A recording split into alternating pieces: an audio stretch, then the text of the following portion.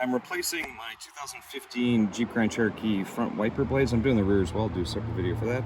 I thought this would be pretty straightforward. I have a video of my 2007 Grand Caravan where I do the windshield wiper with one hand. It was very, very straightforward, and I assumed that windshield wipers would be really similar technology. No, this is completely different to the Grand Caravan.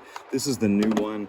That's the old one. They look very different, and I thought, oh geez, maybe I got the wrong part, but it actually turned out to be correct. To get the existing one off, this is the OEM part, I believe. You simply take your finger or a screwdriver or something, and you slide it into this tab right here, and it just pops up, okay? And I'll show how to take this off in a sec. And basically this piece here is a curved little tab, and this is the windshield wiper slides onto this, okay? And then you shut the tab and it closes. Same idea for the new one. There are instructions, but I tried to figure it out myself and I succeeded.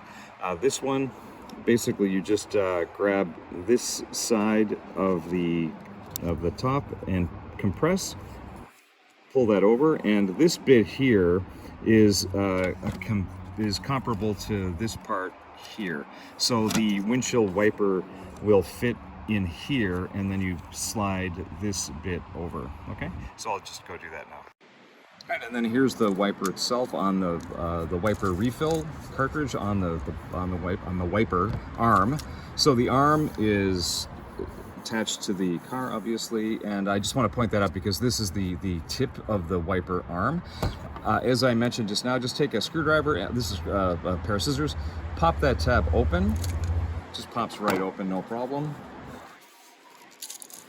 It comes off, and then what you do simply is push the refill, the cartridge, up away from the car, and pull the cartridge, sorry for screwing that up, pull the cartridge back toward the car, and then the blade will, the refill will just pop right up the arm, okay?